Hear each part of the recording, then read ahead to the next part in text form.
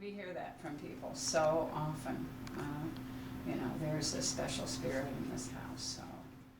So this is the part of the home that's the 1847 house. These two front parlor rooms and the 2 bedrooms upstairs, if you go up there later on, these are 1847. And this home is older than the governor's mansion next door. So Nicholas Vachel Lindsay, not born yet, his parents, Dr. and Mrs. Vachel Thomas Lindsay, bought this original old home, not from the Smiths, but I think there were at least 2 interim owners. They bought it in 1878, and they then lived here. Vachel was born here the next year, 1879, named Nicholas Vachel Lindsay. Survived. So in 1893 then, Vachel Lindsay was 13. The family added a major addition.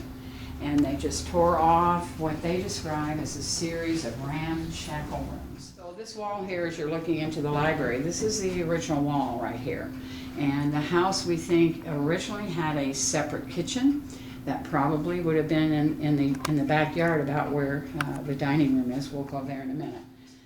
They put in this new fireplace and overmantel in the style of the 1893. So on. So this is called the Greek Revival style. And the house itself architecturally is called a Midwest block house, an I block house. Mother Lindsay says in her journal book, tonight we went down, I'm assuming down to town Springfield, and chose the tile for our new parlor grate, pink onyx in a lily pattern.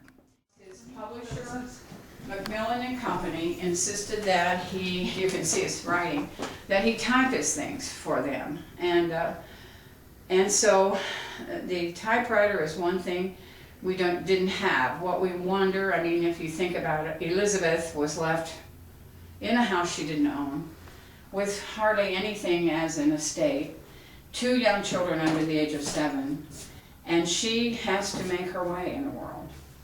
Vachel had always said she was a better writer than he was.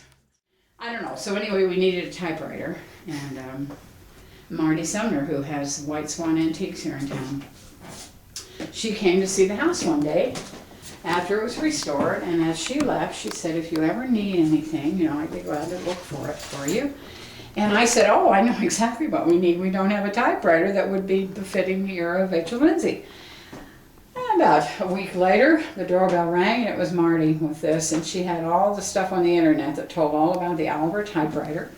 They were built in Mundelein, Illinois, and they were used long after other more modern typewriters came along. This was a guest room for the family, and inside on the wall, you see on the plaster was kept a record right inside the door under the light, the record of the Lindsay family's height chart. And so we preserved that, and it sort of sealed the fate of this room. We needed an exhibit room, and so this has become our exhibit room. It came with its own built-in exhibit. Dan Guillory, I've heard Dan say many times, this is where the new American literature was born.